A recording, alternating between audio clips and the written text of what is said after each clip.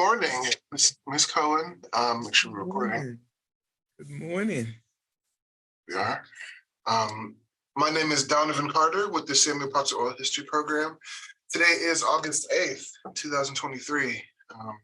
We're conducting this interview over Zoom. It's just past 10:40 in the morning, Eastern Standard Time. So I want to say thanks again for joining me today. We have been incredibly fascinated with your story and with our interview earlier when we were in Hilton Head. It's one of my favorites. I really loved your performance of your voice singing in the washboard. Really cool. And the lesson of Gullah language and culture that you've portrayed to us, and just it really shows that you find pride and you find life in expressing and maintaining and preserving your culture. So that's really incredible. We did have a few more questions a bit specifically about your ancestor.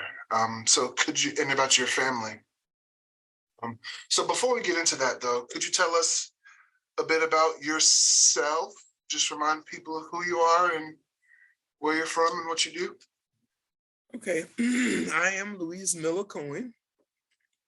I'm a native of Hilton Head Island. I'm a member of the 5th generation of my family.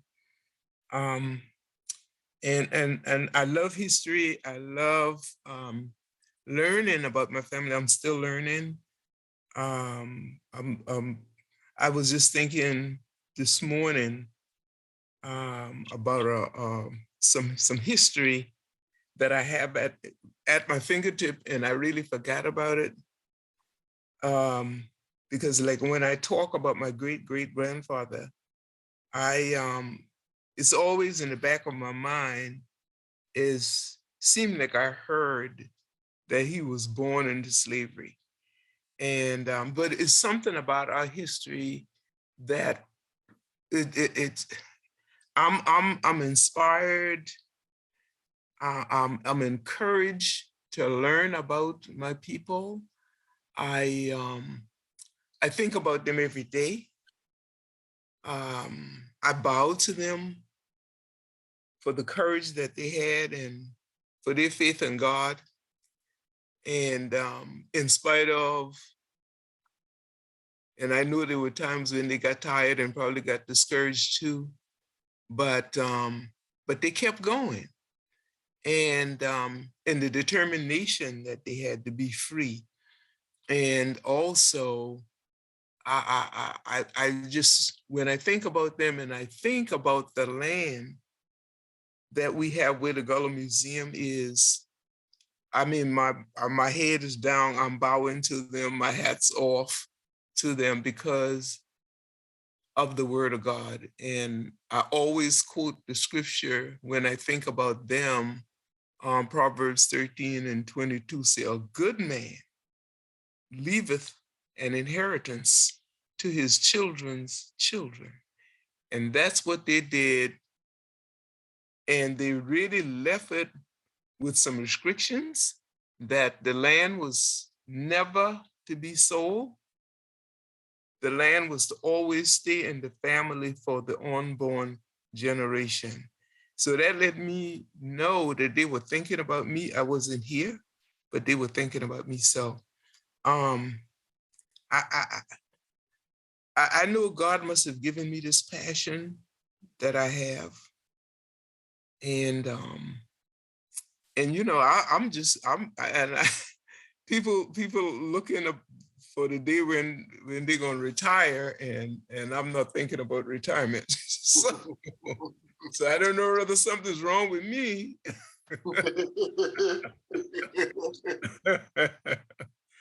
But I really enjoy what I'm doing, and knowing that somebody have to do this, somebody have to lay a foundation for the coming generation. So I'm trying to lay that foundation, and a lot of times I don't like to really talk about myself, but it is what it is.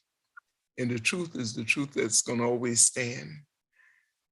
And I think about what I'm doing. I'm giving the land that I have, the structures, the artifacts, the knowledge, the time that I'm putting into this.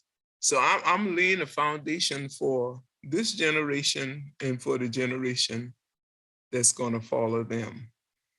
I'm telling the story as I go along, and all the children got to do is listen. A lot of what I learned, I just listened. They didn't tell me to listen, but I listened. And I'm so glad that I can remember a lot that was said in my presence. So I just encourage parents to come to the museum, see what we're doing. Bring your children, let your children be in my presence. That's about all I can do. I can't make people, you know, and I think it's just such a good thing that we can do what I'm doing. So that's a little bit about me. And I might not be the answer. If I'm not answering your question, just hey. No, that's good. That's really good. I got a lot there. Okay. I want to circle back to something. A theme you talk about is you mentioned the Bible verse there, Proverbs 13:22. Kind of and leaving an inheritance for people behind you. Yeah. And you've talked about kind of how you honor and respect what you've been left, what's the inheritance that you've received. Mm-hmm. Can you talk a little bit more specifically about perhaps where that came from? You talk about being a fifth generation, Miller Cohen. Yeah. You know how the family story starts, where it starts? Okay. Well, I can only go back. I can go back, I think probably to say I'm the sixth generation when I go back, because in my mind this morning, it seemed like I had something in my possession that mentioned my great grandfather's parents. And I found that this morning. I do have that. And so I think about the two ships that I always refer to when I'm doing my presentations, that there were two ships that left Sierra Leone. One made a stop in Barbados and then came on to Charleston, South Carolina. And the other one came straight from Sierra Leone to Charleston, South Carolina. And of course, the drop-off point for that one that came straight to Charleston, South Carolina was Sullivan Island. Now that's a story, and I'm talking behind somebody, okay? And I wonder about the other ship that made a stop in Barbados and came on. I wonder if that one didn't have some of my relatives on it on my biological mother's side, because talking about my great grandmother on my biological mother's side, she talking about being dropped off at Charlestown Landing. Now that's a whole different story. I haven't even touched that one yet. Okay. And it's just so much work to do. And I got so much work to do at the Gullah Museum. I just don't have the time. I wish I could clone myself. I would let the other Louise work on the history side, but I can't do that. So I'll keep on doing what I'm doing. But as I was told that when my great grandparents, and I can't really say it was them who was sold off on the auction block. I can't. So therefore, I need to probably just skip that part and just go to Edisto Island, because I heard that that's where our people was enslaved on Edisto Island when they were bought on the auction block. It seemed like that's the plantation where they end up. Okay, and then they were split from Edisto Island. And this was another part of the puzzle that seemed a little bit puzzling, and it might have been not Caesar Jones, it might have been his parents, or it might have been his grandparents who were sold off from Edisto Island onto Rose Hill Plantation. Because it seemed like, reading this book this morning, it seemed like he must have been born on Rose Hill Plantation. And what's the name you mentioned there? Caesar Kirk Jones. See, Kirk, for what I'm understanding, Kirk was the plantation owner. So he was the slaveholder, Kirk. And I also noticed that when Caesar Jones got I guess when he joined up with the Union Army, he dropped that name Kirk and he picked up Jones. So we don't know whether and because that was saying a lot too, for those people who did not carry that slave name on, you know what I'm saying, and pass it on to us. He did not pass Kirk on to us. So that's saying a lot about him.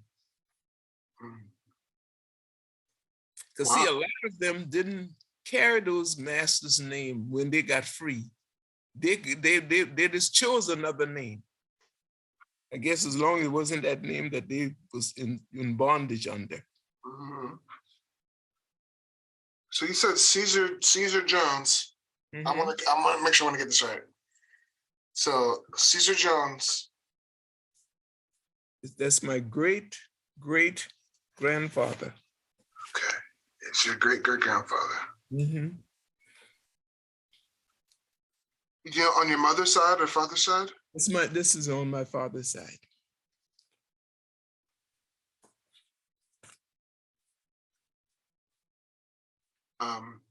And see this what I picked up this morning, in fact, and I'm getting this information from a book that they call They Served.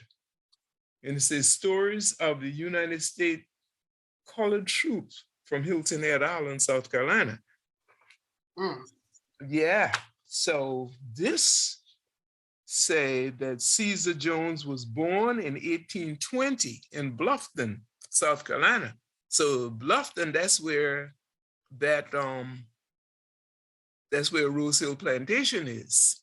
So he was born into slavery, and it also gave his mom and dad's name. What are their names? Sam and Malsey. That is the first time I heard his name is Maltsey, Malsey Jones. Wow. And yeah, so this is very Rose Hill he was born? Yeah, he was born there. So he was born into slavery. Wow.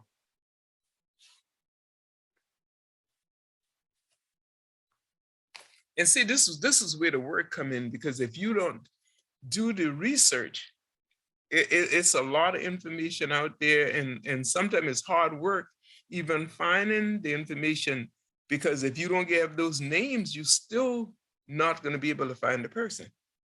Mm-hmm. And the thing of it is, even if you find your relative and they say Caesar Jones, if he ever got sold,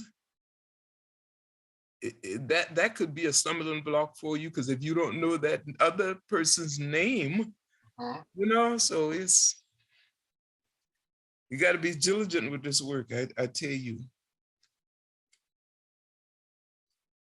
So I only know what I know, but thank God I know what I know. Amen. Amen to that. Wow, that's absolutely amazing. I admire the work you're putting in, and I admire the fruit that it's bearing. It's incredible what you're learning and what you're able to put out there. Yeah. So I want to kind of come back to Caesar, more about his story. So he's born in 1820, born enslaved at Mhm. Rose Hill Plantation. Mhm. Now, I'm trying to remember this correctly. Rose Hill is separate from Edisto Island, correct? Yeah. Well, yeah. Yeah. Edisto Island is like on the, is that Highway 17 coming out of Charleston? Yeah. Or going to Charleston. That's where Edisto Island is. And that's quite a distance from Rose Hill Plantation. So Rose Hill Plantation, you take in Highway 278, and that's bringing you to Hilton Head.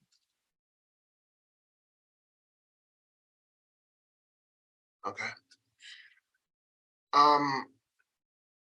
So how does the story relate back to Edisto Island, or does it at all? Does Caesar's story, does he return there? Well, I didn't hear that he returned there.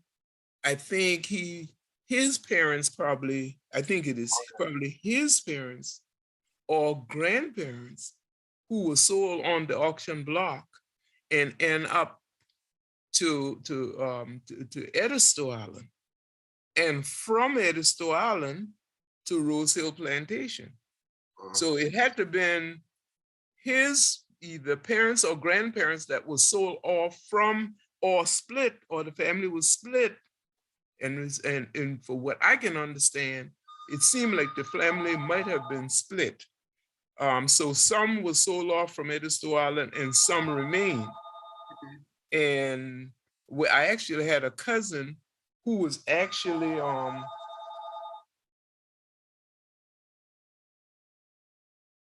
sorry about that.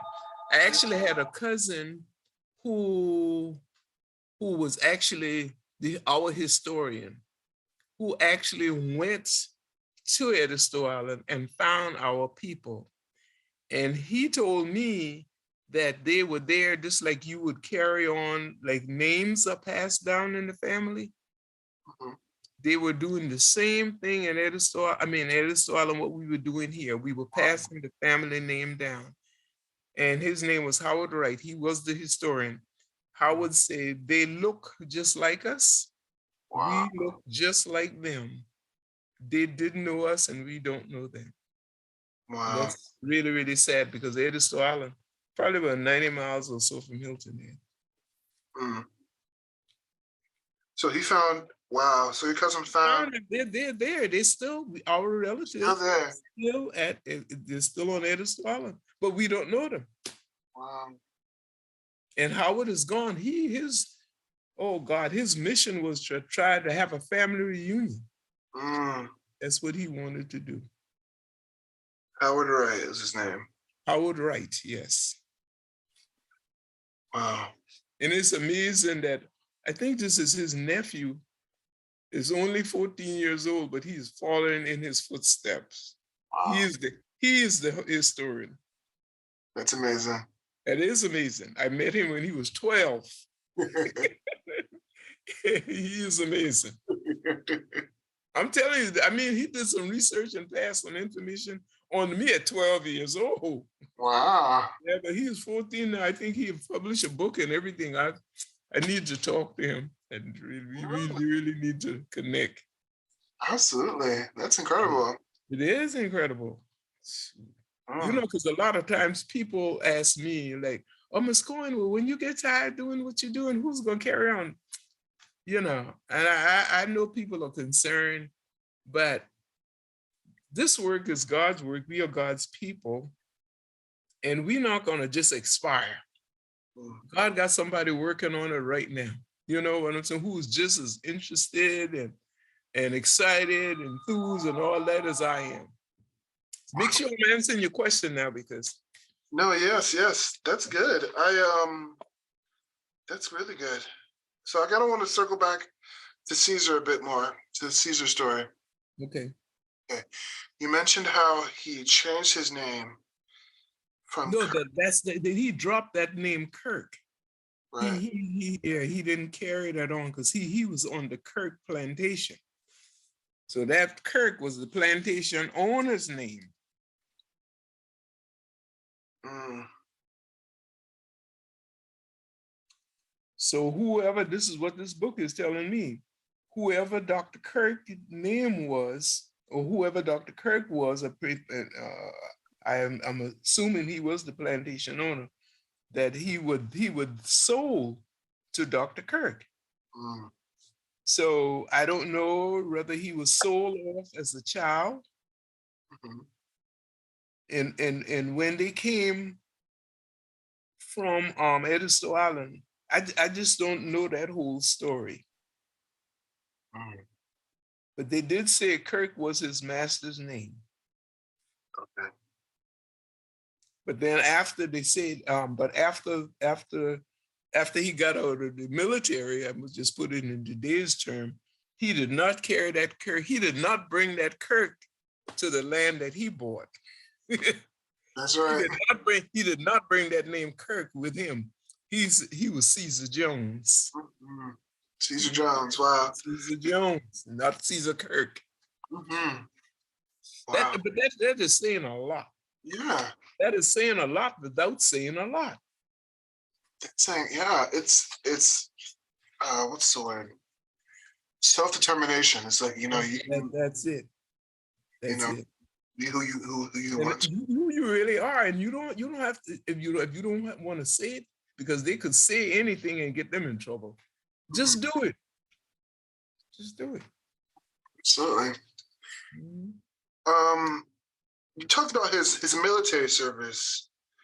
Do you know he served with the Army or the Navy? Since Well, this what this is telling me,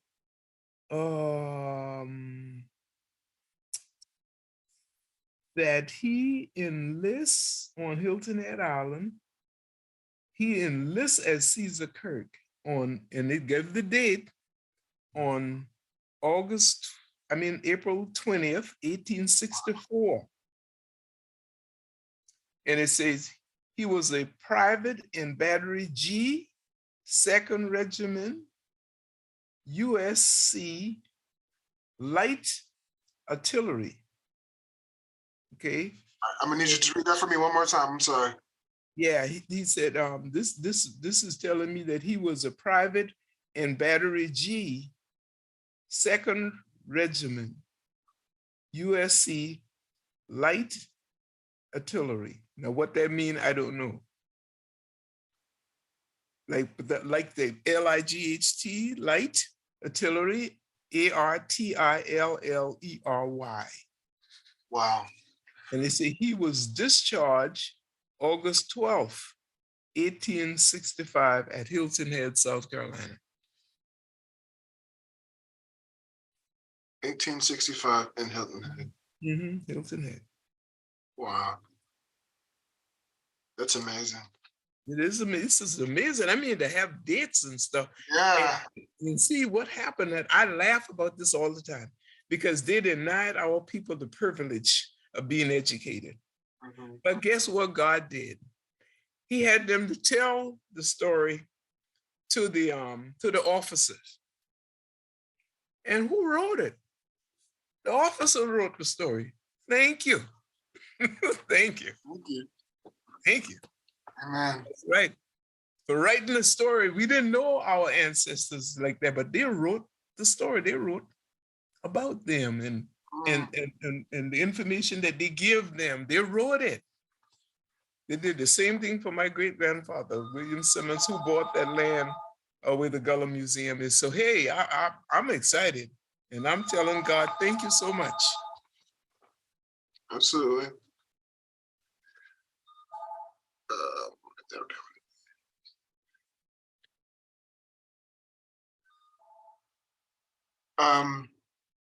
Wow. So do you know how Caesar got from Rosehill to enlisting?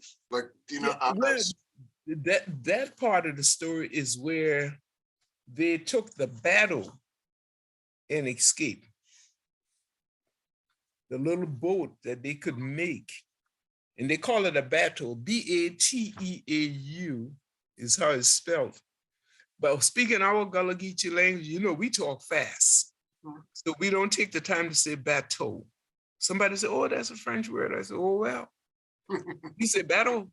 I mean, like we drop some of those letters and man, listen, we do a work on the name.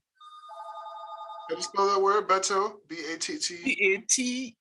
Bateau. Battle. But see, we don't pronounce it like that. We say battle. Beto. Battle. So Caesar took a battle and escaped. Yeah, escaped with his wife and 3 children. That's the story that's been passed on to us. Wow. And we were talking about it yesterday, and somebody made that, and I never thought about it. That when they escaped, it had to be nighttime. It had to be nighttime, because if you was out there in the water and somebody see you during the daytime, that was me in trouble. So it had to be nighttime when these people escaped. And I don't know, statistics say 1,500, they call them contrabands. 1,500 escaped. That's what they knew. That means that's the record they have. I bet it was more than that. Fighting it and I don't know what conversation I was in yesterday and said, well, if they was treated so well or if they were so happy, they would not escape. Exactly. Exactly, you know. Wow. Wow. Wow. This story is incredibly fascinating and it's beyond inspiring. I think of the bravery required in order to do something like that. But yeah. Escape in order to, you know, that's not isn't something that you can do without planning, right? Oh yeah, it took planning. Yeah. And see, that's why the story is told in the family about when they planned to escape, that the youngest of the 3 children was between 2 and 3 years old, and she started to cry. And it seemed like they could not make her stop crying.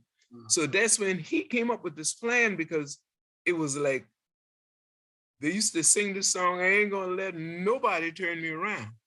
So he was not gonna let this child keep them from being free, even if it meant taking that child's life. That's why he told his wife to throw the child overboard. If they couldn't make her stop crying, throw her overboard. Wow. Now that was a tough decision. But then you talk about determined, now that was determination. Either her life or ours. But I thank God for the decision that the wife had to make. And I thank God, because I know God instructed her and directed her what to do with that baby. Don't throw the baby overboard, put the baby in your bosom. Exactly, the baby in bosom. In your bosom, with her mouth to your chest. And then you just fold your arm on the chest and just kind of press down on it, because that's going to muffle her cry. And y'all can go ahead on and make the journey. Because God knows the day that Louise Miller Cohen will be talking about that baby, who is my great-grandmother, Amy Miller. That baby was your great-grandmother. Yes, sir. What's her name? Amy Jones Miller. Amy Jones Miller. And my name is Louise Miller Cohen.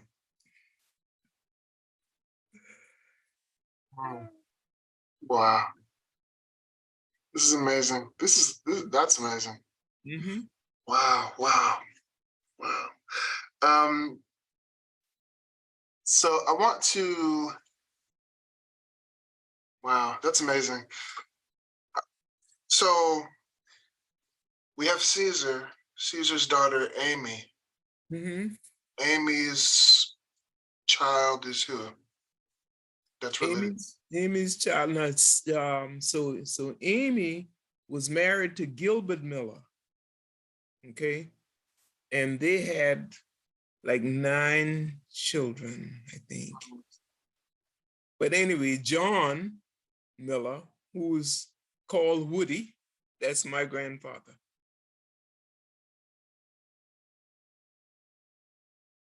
John Miller. Yes, that's my grandfather. John Woody, because everybody knew him by Woody. Wow, is your grandfather. Mhm. Wow. And your father's name? My father's name is Harold Leroy Miller. Mm.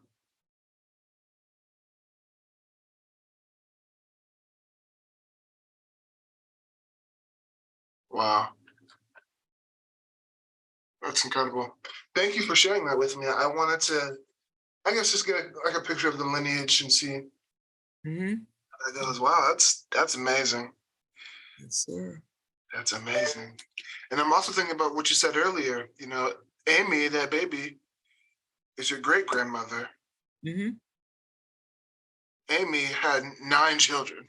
Yeah. So and one, you know. Let me check that out. Be sure. Let me grab Okay. another book. Okay. Okay.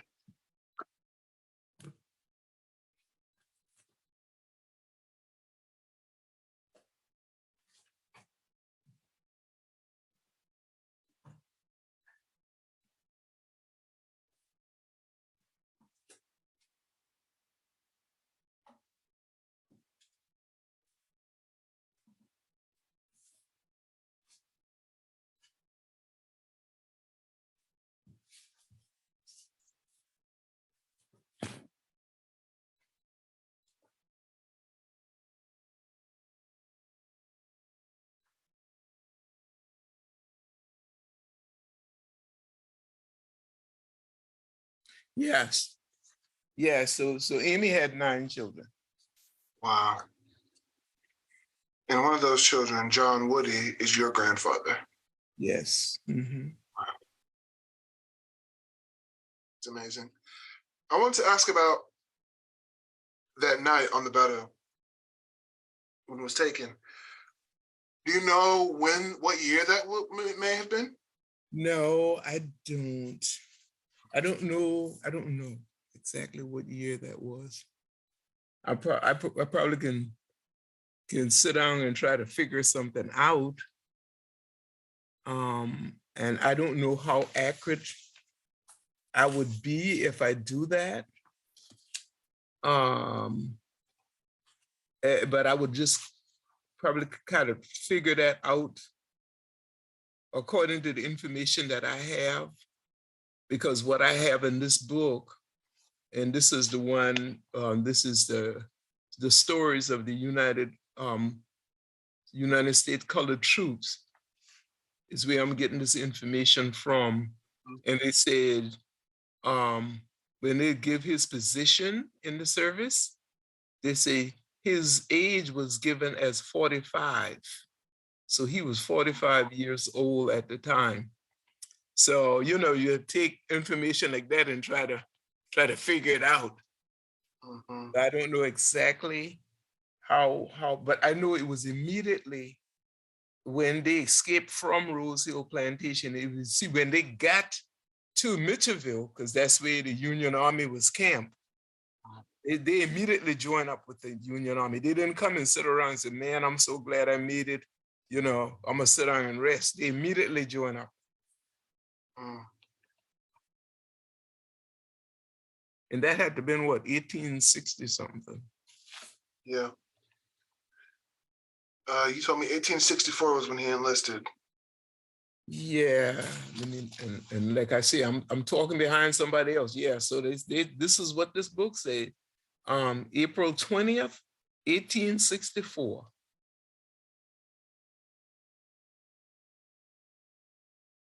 This is amazing. Mm-hmm.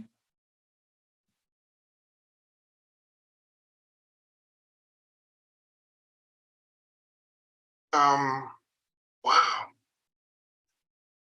wow, wow. Um, so moving on to Mitchellville. Mhm. How far is Mitchellville from Rose Hill, would you say?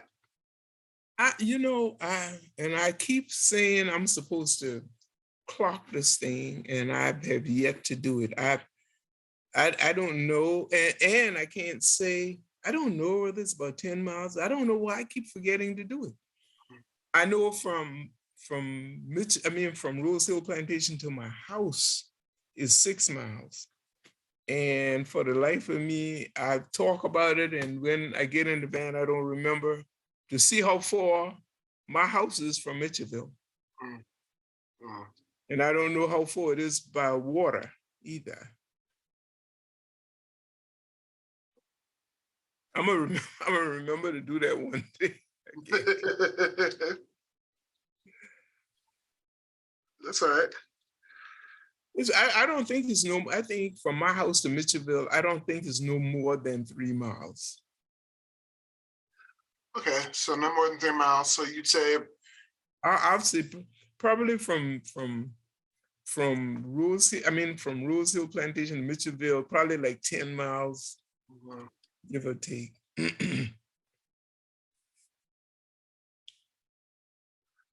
no more than maybe 10 miles. Okay. But yeah, that's by land By now. land. I Right. don't know how far it is by water, because I know their journey was much longer. I mean, Mhm, the distance wasn't any longer, but the time it took them mhm, to do it was longer, because you have to think about it.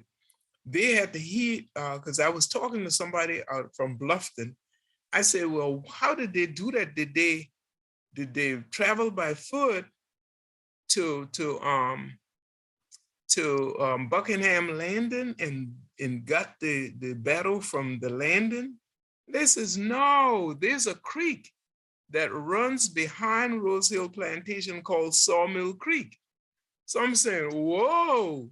So mm. they so apparently that battle was at Rose Hill Landing, because see, Caesar was a driver on that plantation.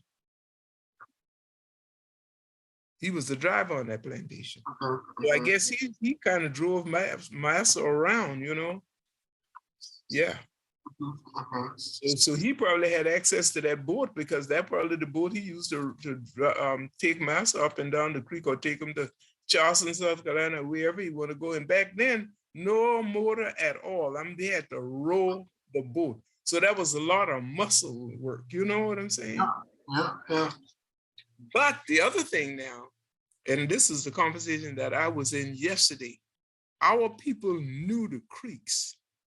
They knew the creeks. They knew the tide. Mhm, And this, like, we got Google and all this other stuff today. mhm. They knew it. They knew it.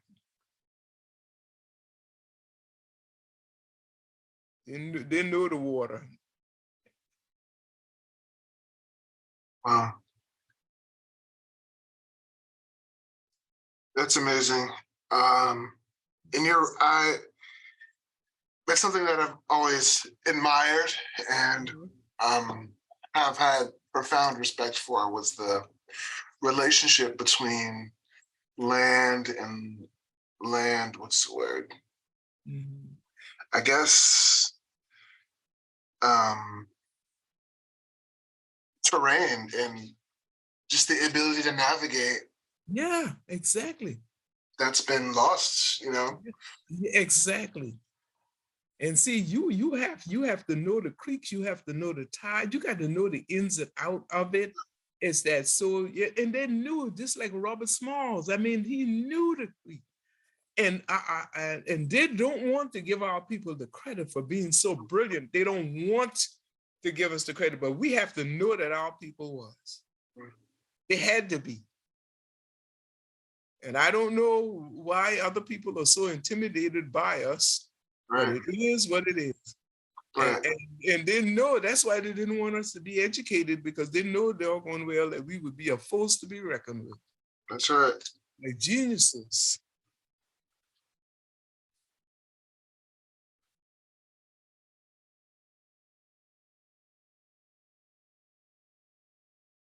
Yeah, you're right. They were geniuses. That's absolutely right. Jesus, yes.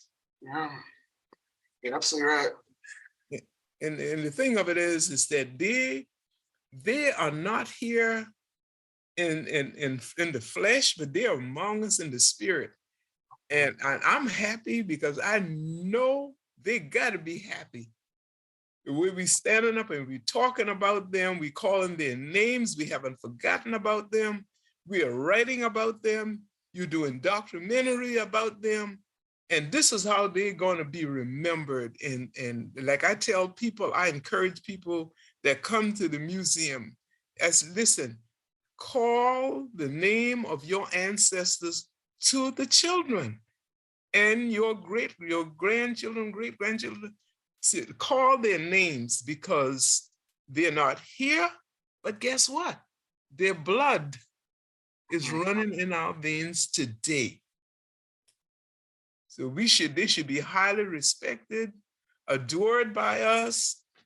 And I'm just thinking now what else I can do. I don't have pictures and stuff of everybody, but those ones that I have pictures of, I'll have an artist in mind because I want him to do some nice pictures on them.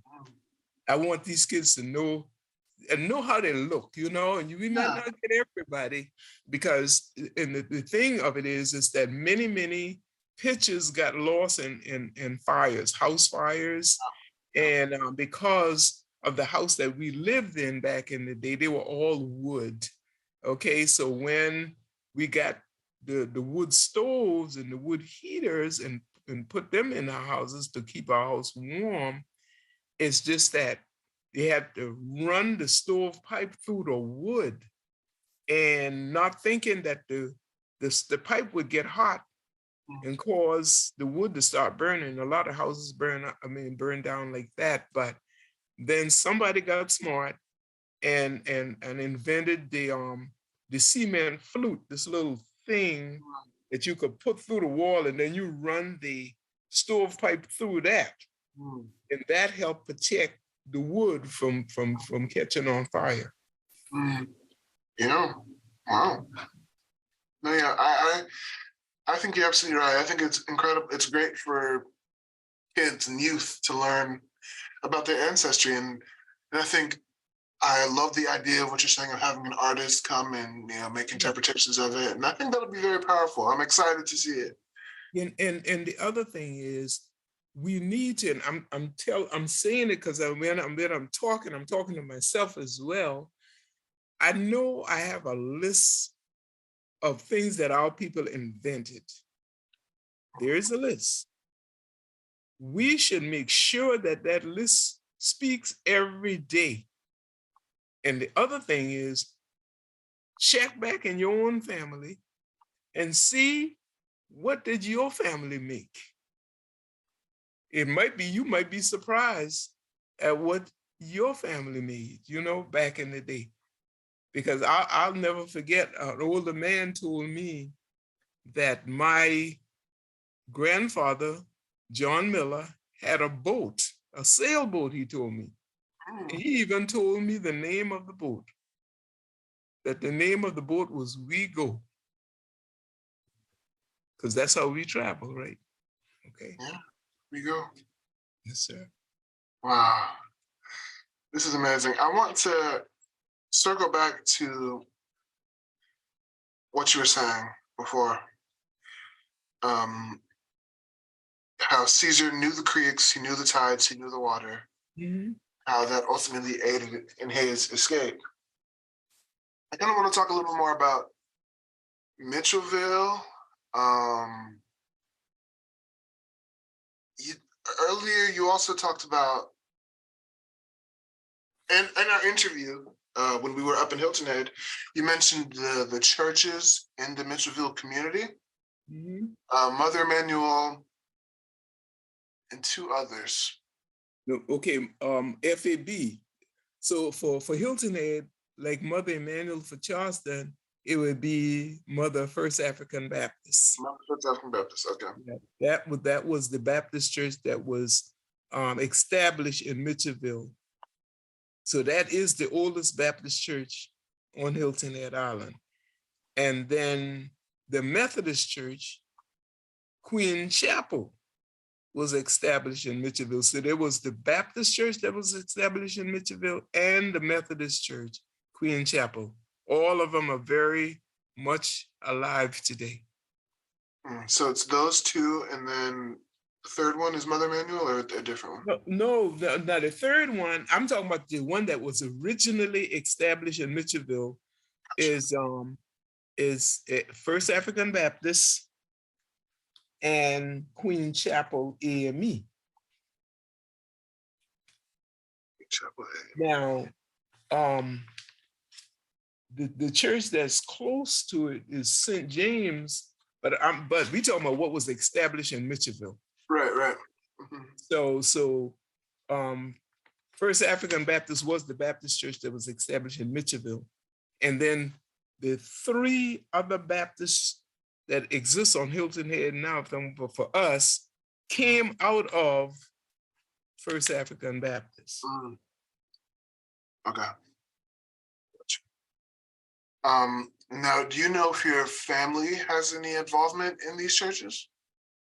Oh yes, my for what I'm told, my great grandfather Caesar Jones, and I'm wondering, is it in this book? But anyway, Caesar, I wonder, was he a deacon?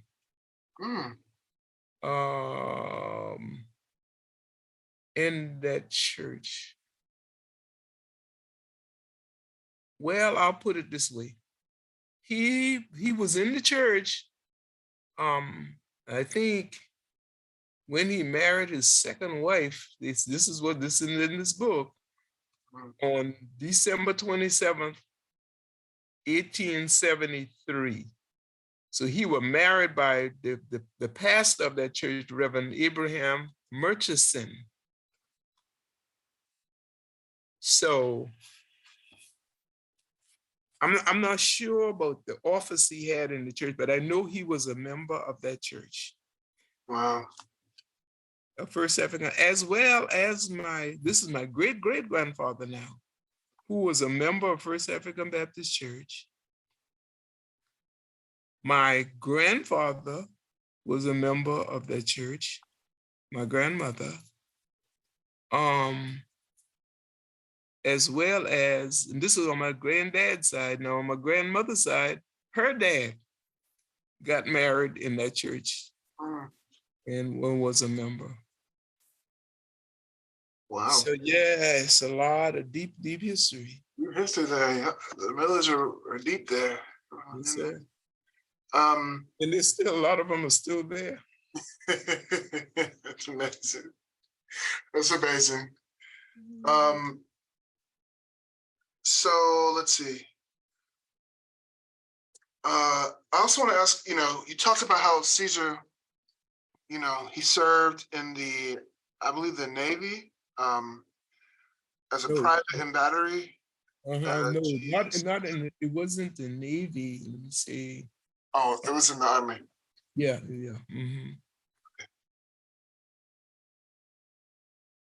Yeah, they told his position. He was a private, and then they give the they said Battery G in the 2nd Regiment, USC Light Artillery. I don't know what that means. I don't know.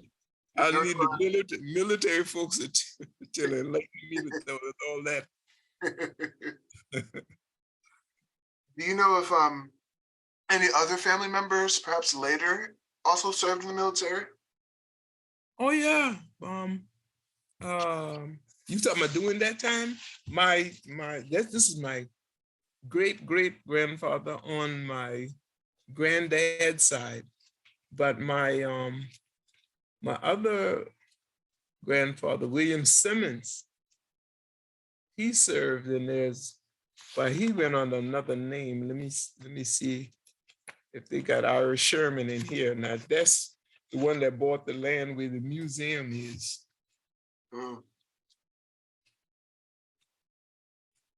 let's see. And he should be, okay. I think I just might be just past it. Okay, yeah, William Simmons. So now William Simmons is the one that bought the land where the museum is. Yeah, but he served under another name. Mm. He served under Ira Sherman name. Wow. What's the name? Ira, I-R-A, Sherman, S-H-E-R-M-A-N. So he was a private in Company B, 21st Regiment.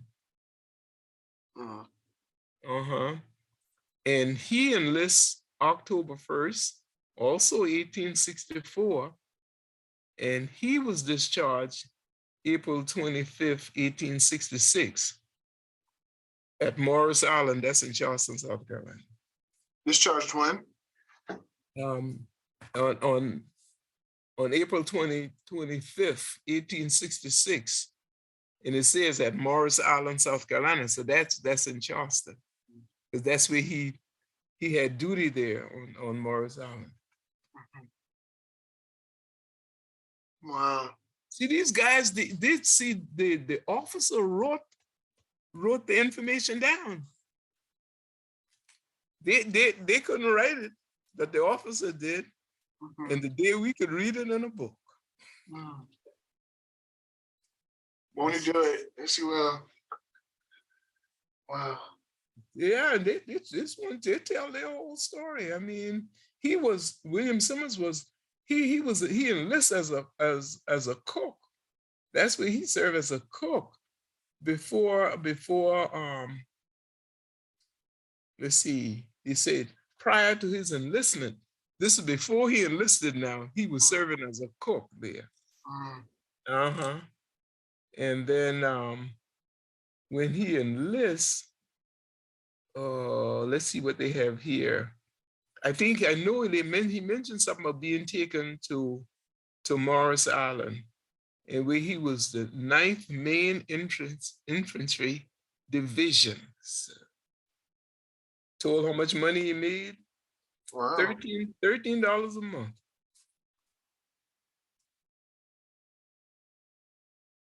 Yeah, he told his whole story and the officer wrote it. I think the officer who wrote it. I do too. That's amazing. Yes, it is. Talk about a whole lot of other guys who was in the service with him, and yep. Wow. God have his own way.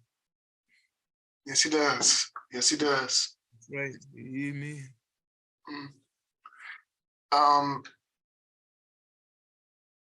Let's see. So when did William Simmons buy the land? Do you know when that was? I can't recall what year it was. Can't recall what year that was. Let's see. They have a little bit about it. Well, they say he reported in 1902. He reported owning 15 acres of land.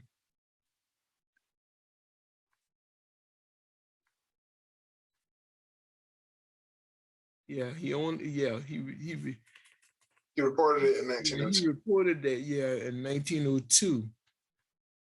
So I don't know exactly when he bought it, but that's when he reported. Now I don't know if that's when they start recording things. Yep, but he but do you have that? Oh, sorry. The 15 acres is there, and we own it. Wow. It's still there. 15 acres. All 15. All 15. Yeah. All 15 still there. Yeah. Well, it's on Gumtree Road. So, one part of it got out of the hands of the family, um, from one of the cousin. I think something happened. It was an incident that happened, and he was blamed for it. And he didn't do it. The man knew he didn't do it, but he was blamed for it. And he was so scared that he was going to jail because the man told him he was going to jail. So he gave the man all his property. Yeah. So that was sad. And the thing about it is that William Simmons' granddaughter and them, they were trying to, they was going to work to get the land back because they knew what happened. But do you know, and I haven't had the time to even ask around, but this lawyer, there was an attorney in Charleston, South Carolina, by the name of George Payton. George Pick? Payton. Payton. Payton.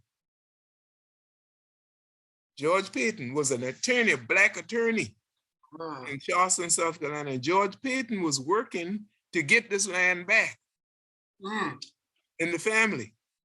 So you can tell when something evil happened, right? So you know what happened to George Payton? Somebody went to Charleston, South Carolina, to George Payton's office and blew him away. Wow. And I don't know if they ever find out who did it. Wow. Okay.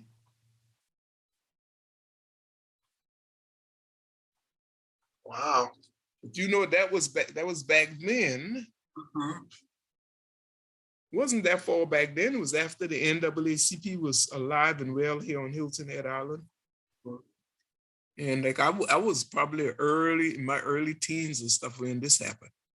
But long enough for me to remember, because George Payton was the attorney for a lot of people on Hilton Head Island. But you know, he was a Black man, so you know how that go. And see, they're trying to repeat history today, but they can forget it. Yeah, you're right about that. Wow. Things are not going to be. They're still trying to do the same things, but the consequence is going to be a little bit different. Yeah.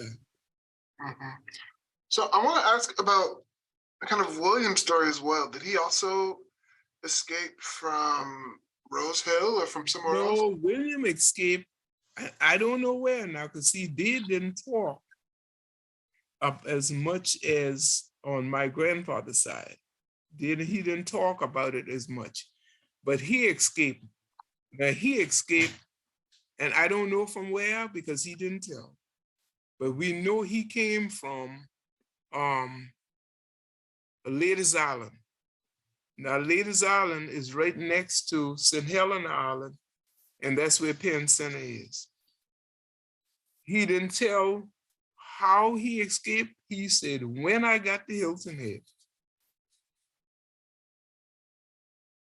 And that's where he tells the story about meeting the older gentleman that was selling oysters and berries to the soldiers, and how he borrowed that man's pass. And that's how he got that man's name, Ira Sherman, because he borrowed that pass, and that pass is what he presented to the officers. So he was called by that name. All his service record is in that name, Ira Sherman. So he said when it was time for him to get his pension, he said he had to get the men from the community to vouch for him that he was William Simmons, not Ira Sherman. But Ira Sherman is the name that's on the wall in Washington. I went there to look for it myself. Wait, where's the wall? There's a Civil War in Washington, where the war, all the soldiers.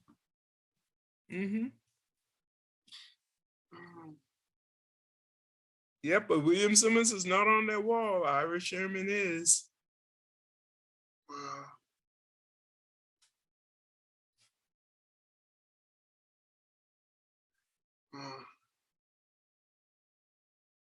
Okay, sorry. This is awesome. He's honored as Ira Sherman in DC. Yep. So But I'm glad I knew that before I went. Mm-hmm. Because had I not known that, I wouldn't have known. And see, a lot of people like come to the museum and this is the block that they're running into. And I bet the story is the same. Somebody changed their name. Somebody changed their name. And but see, but it wasn't, that story wasn't passed on to the children. So if it's not passed on to you, you wouldn't know. Mm. Wow. So I want to ask about how he got the pass. Do you know how he got it? Do you know when in the He said time? he borrowed it from an older man that had it. I'm looking in this book to see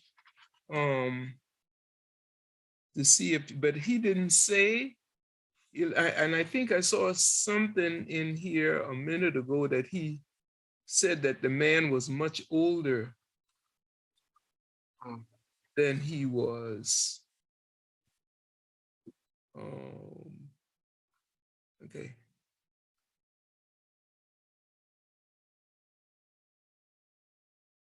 I'm looking for it.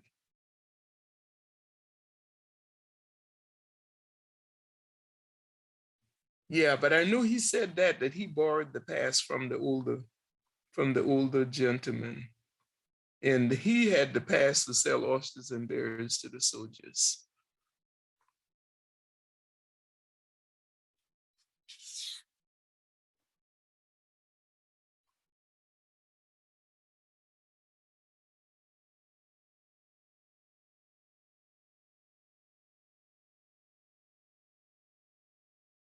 Wow, that's amazing.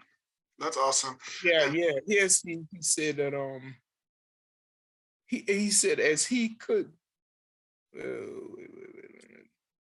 as he could not get past the fort guard without a pass, he borrowed a pass from Ira Sherman, who had a pass because he brought berries and oysters to sell to the soldiers. Mm-hmm. wow. And this was to get into Mitchellville or Hilton Head? Or? Yeah, into Mitchellville. Yeah. That's where the guard was. It's almost like, I'll say, the office, Yeah. Wow. And he said he never saw or heard from the real Irish Sherman again. Wow. He didn't ever see that man. And he also said that Irish Sherman was a refuge on Hilton Head Island, and he was a good deal older than he was. So I guess this older man said, "Well, this younger guy here. Let me give this guy a chance." Hey. Ooh. I don't know what happened to him afterward. Wow. Wow.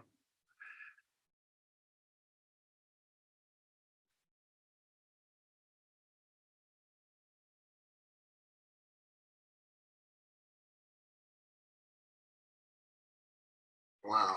That's amazing. It is amazing. Wow. Um, and do you know,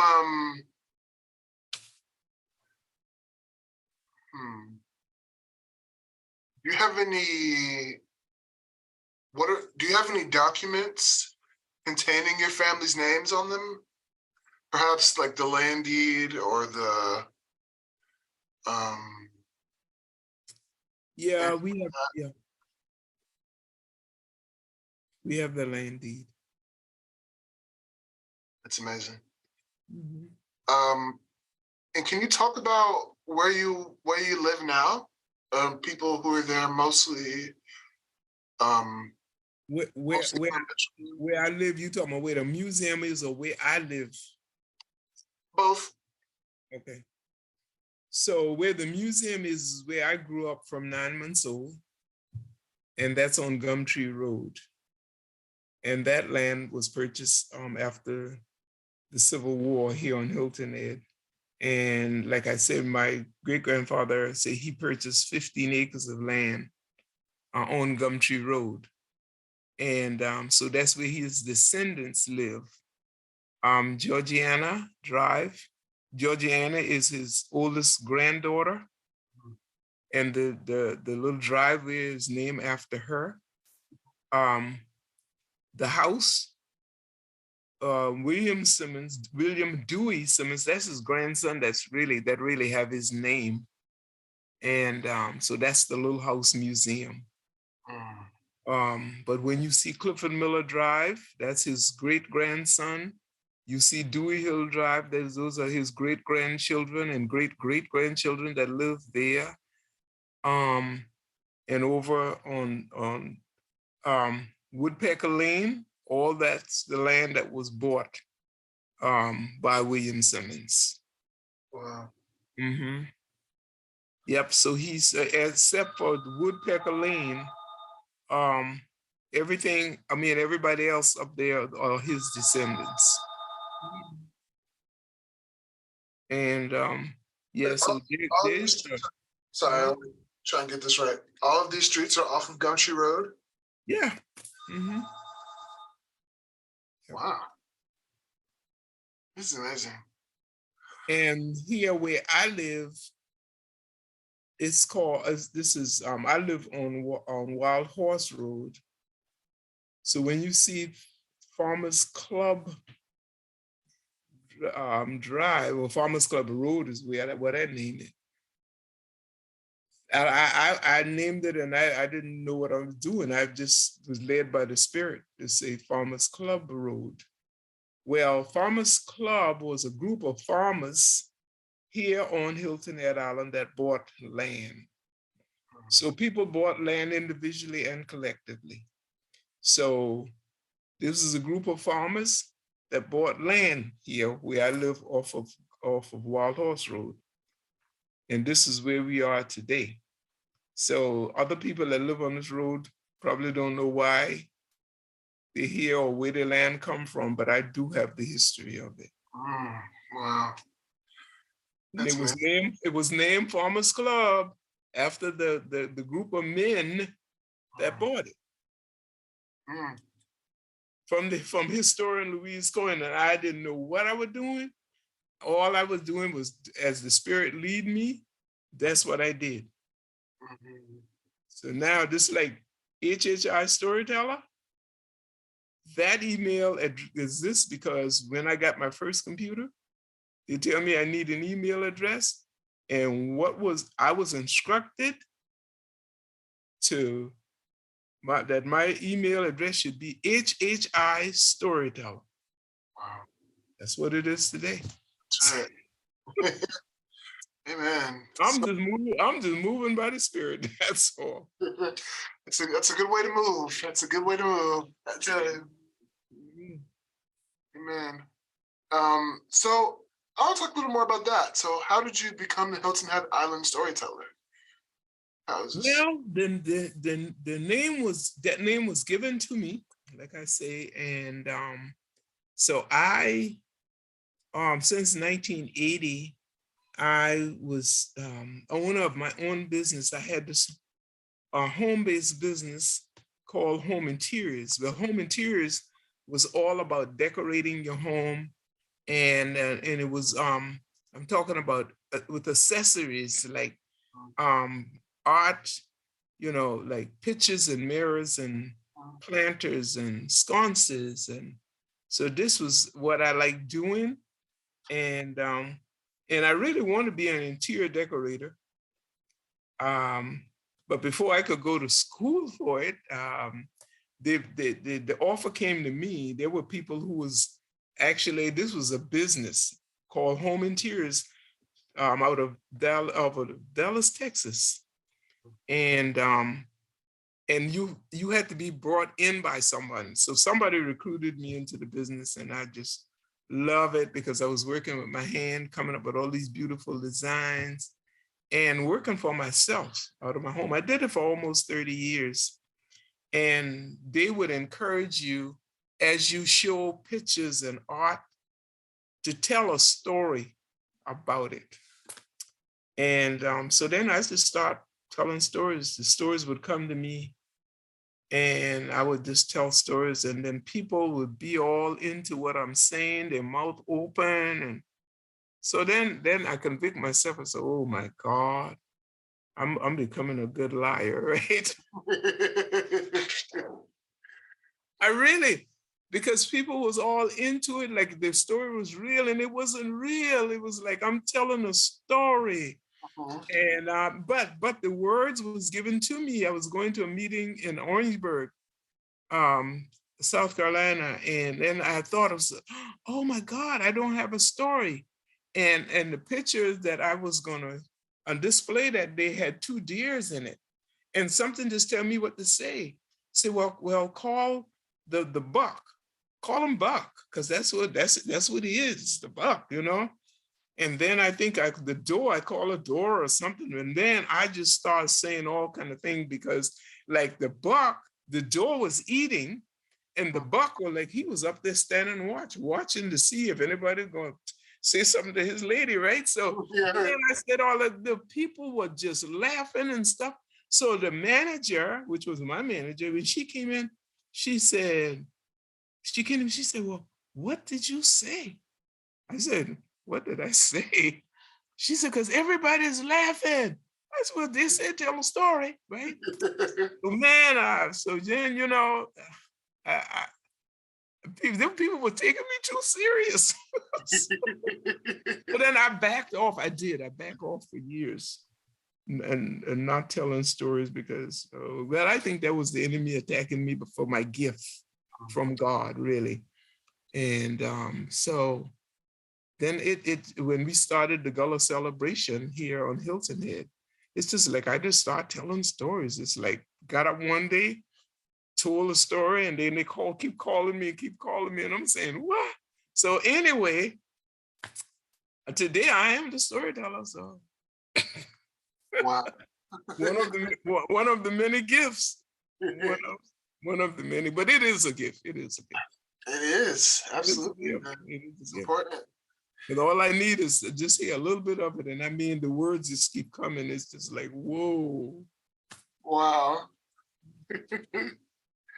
Yeah, but my email address is from God. I mean, he's HHI Storyteller. Oh, really? Oh, that sounds so good. I love that.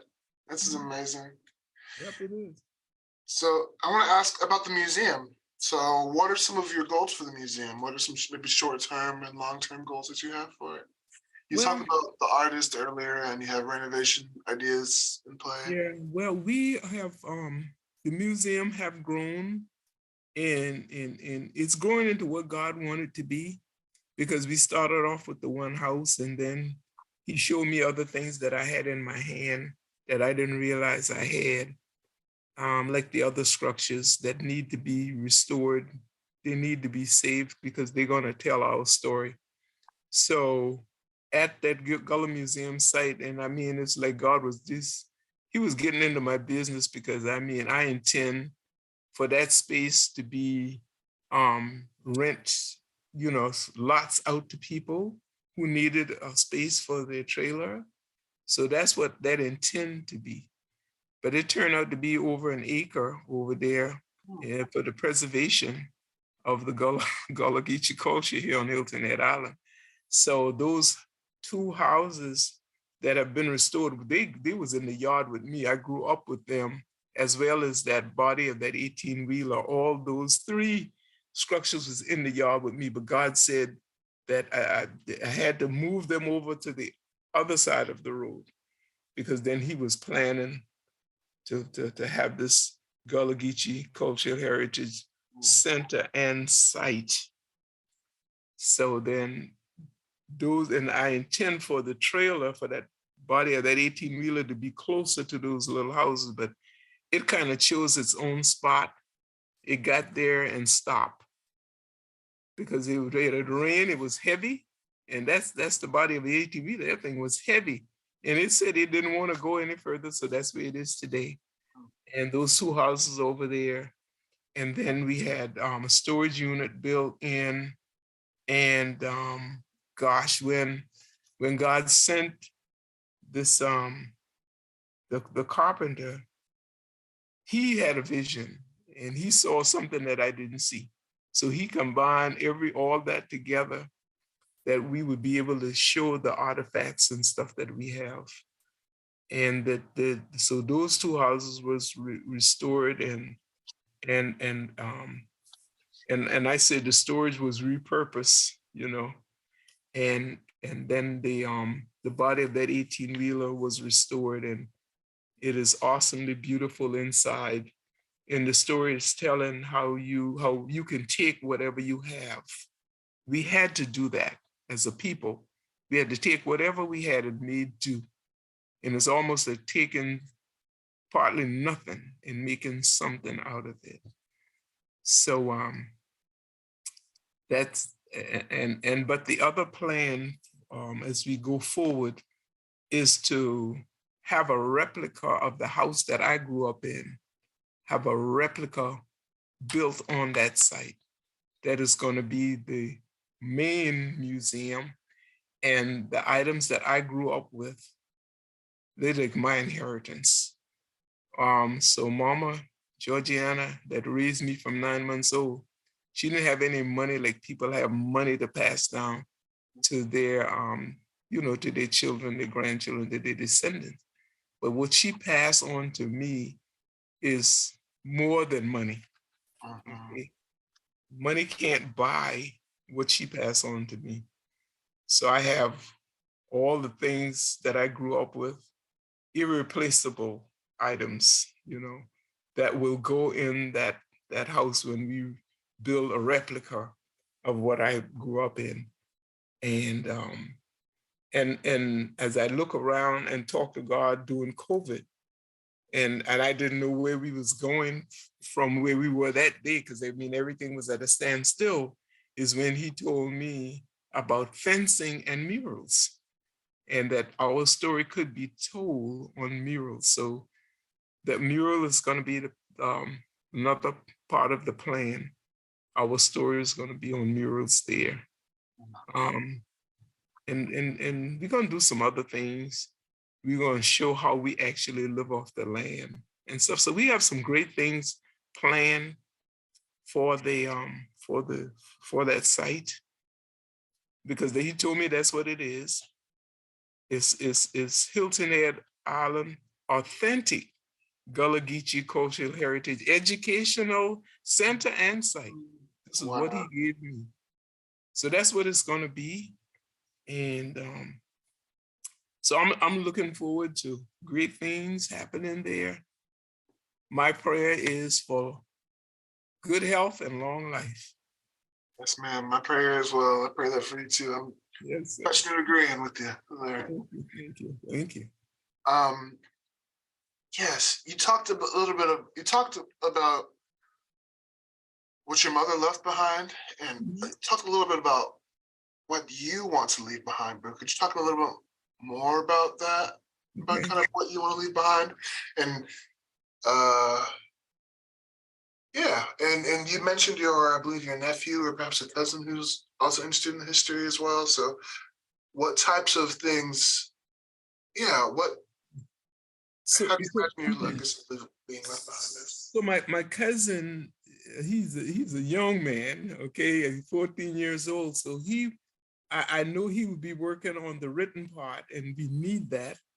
We need that for the generation now, for now, and people need to know the history. So I know he's working on that. I am working on the tangible, because you need the land, and we need these structures. We need the artifacts, because as we tell the story, we're on the land. Gosh, you can't get no more original than that. You're on the land. And then we have these structures that was built by our people. We have the artifacts, and we got some awesome artifacts that can take you back to where our people was.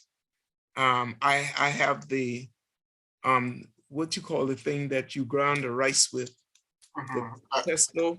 Yeah. Is that okay? I actually have that from my great-grandfather on my grandmother's side. I have the sword. Back then when they used to do parades, The soldiers, they could purchase the sword for when when they do their march and stuff like that, like Memorial Day. Mhm. They could buy a replica of the sword. Well, I actually have my great grandfather's sword. I have it. So it's interesting artifacts that we have like that we have to share with the world, really, you know. Mhm. So the instruction I'm going to leave is the land is to never be sold, and I hope the story will go on for generations to come. Yes. Yeah. Yes. Wow. So this is gonna be my last question, okay? Okay. So you're in the room, okay? Perhaps you have your favorite meal set out, right? Mhm. At this dinner table, and out of your the corner of your right eye, you see both Caesar Jones and you see William Simmons. Mhm. They come and they sit with you and they eat. What do you talk about? Well, I would think I would get to ask the questions that some of the questions that I have that they didn't talk about. Because one of the things I would ask William Simmons is how he got the Hilton Head, because he did not tell how he got the Hilton Head. And then one of the questions I would ask Caesar Jones, and I would ask both of them kind of what they went through on the plantation. And what I would want to know from Caesar Jones, I want to hear him say why he didn't have that name Kirk. Why didn't he carry that? I just want him to tell me why. You know, I don't want to assume. I assume the answer, but I want to hear him say it. And I just want to hear some of the things that they went through. And I want to also would ask them, was there anything good that person who had them enslaved did? Did he do anything good? You Mm, know? Yeah. mm, mm. Is there anything you would wish to tell them or let them know of anything? Well, I would tell what I would tell them. I would tell them, thank you. That I would tell them just how awesome they are, that they were thinking about us and we wasn't here, but they were looking out for us. And you know, people talk people down a lot, and they say a lot about our people, though. And a lot of times I know they had to be a believer because of what they did, you know. But a lot of times people want to have people believe in other things, you know, and you hear everything but God, or you hear everything but the name of Jesus. And I would want to ask them about that, because they didn't talk it, but they lived it. They did it, you know? Yeah, yeah. But and I just want to tell them that they're some awesome men, man. And some of the things I heard about them, because like apparently Caesar Jones was tall, and I don't know whether he was 6 something. It seemed like I saw that somewhere about how tall he was. But on the other hand, I heard that William Simmons was short. And not only I heard, but he told it in something that I saw in this deposition that he was 5'5". So he was a short man. Yeah. So I just want to know if that being short, whether that was in his family. And I would want to ask them what they know about Africa. Did their parents tell them anything about what happened in Africa and all that? You know, a lot of times I think they didn't talk about it because there was so much negative stuff. I had a cousin who she just left Ghana, and she said it was like they saw it all. They saw the weeping, and they, you know, there was good part, the bad part. How people, I don't know whether they had them on islands and stuff like this in Ghana, but it was a lot of stuff that she told me yesterday evening, because they just got back yesterday. So, but our people had a hard time. But by the grace of God, we made it through it all, through the difficulty and the neglect and all the bad things. Still, we made it. And I truly believe, nobody told me this, but I believe, like the devil tempt God with Job. Mm. You know what I'm saying? Because God kind of bragged on Job. In fact, he kind of put the devil on Job, really, because he asked him, Yeah. have you considered my Have servant? you considered Job? My Exactly. servant? He's an upright man. The devil said, oh, yeah. He said, but you test him. He tell him what to do. Say, I bet he'll cuss you to your face. Say immediately, he told God, because he said, you got a hedge around him. So that let us know that we are protected by God. But he said, tell him, but you drop the hedge and I'll make him cuss you to your face. I bet he said the same thing about us. That God, you put them black folks in that black body and give them kinky hair and stuff. I'll make them jokers cuss you. You put them through slavery. I bet they're gonna cuss you. Guess what? I don't know about everybody, but I can tell you, I'm gonna speak for myself. Louise Cohen is still praising God, and there none other like him, because he is doing some great and mighty things. I'm serious. I'm seeing, let me tell you something what happened Friday. There was a couple that came from Boston to Hilton Head, and they just stopped by the museum. They just caught me by chance. They didn't have an appointment. They just caught me by chance. And we sitting down and talking, and I asked them to fill out the survey for me. They did, and just talking. And the guy said, Miss Cohen, you know what? You look like somebody I know. So I said, really? He said, yeah, you look so much like her. So I'm saying, okay, well, where is she? He said, well, where you from? That's when he told me he's from Boston. I said, okay. I said, all right. He said, yeah. I said, what's her name? He said, Nancy. So I said, if she's in Boston, he said, well, she was in Boston and she moved to Jacksonville, Florida. I said, did she pass last month? He said, yeah. I said, yes, that's my cousin. I mean, they were blown out of their shoes, and so was I. Wow. I'm serious. To the point where he can call my family's names up there. And I said, well, it had to be God who led you here, because if she did not tell you that she was from Hilton Head, he said, oh, she said she was from South Carolina. She didn't say she was from Hilton Head, but for the Spirit of God to lead them to the Gullah Museum, and they just caught me because I just didn't leave as quick as I usually leave. So I don't know what it's all about, but I tell you one thing, he's doing a great and mighty job, and he's bringing our people back together. There is a movement going on. After COVID, there's a movement, there's a stirring up. There's a stirring up like I've never seen before. And he's bringing our people are coming back to their roots, and they're searching, So I don't know what my God is up to, but hey, he's doing great and mighty. A great work. I agree. A great work. Great work. I tell you what, I'm going to celebrate. If he allow me to live, I'm going to celebrate number 80 in October. Oh, yes, ma'am. Yes. So that's what I'm asking. Hey, long life and good health, God. That's it. Yes, ma'am. Amen. I'm going to keep on doing what I do.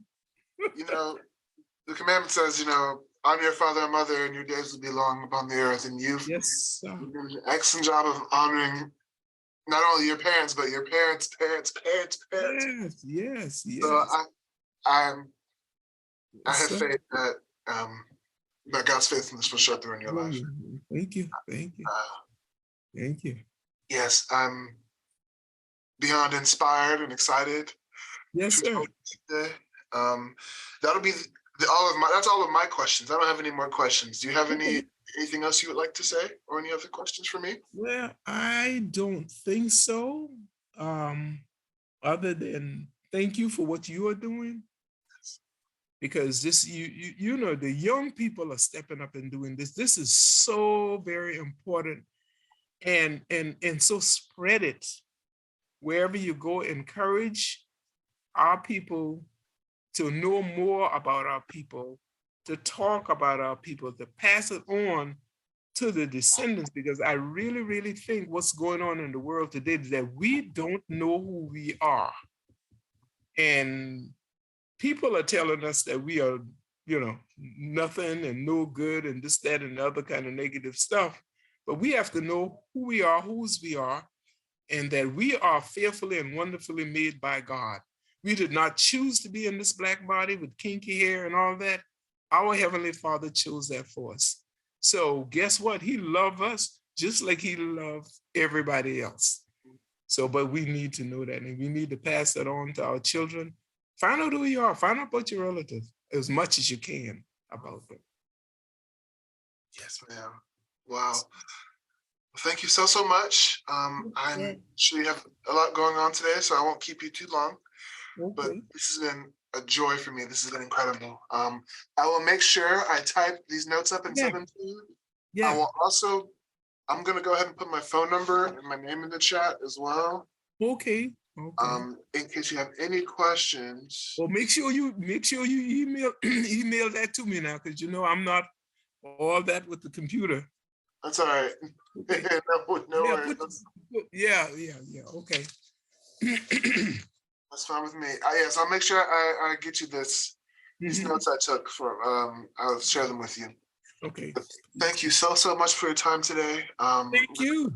Stop the recording now. And thank you just so much for your time today.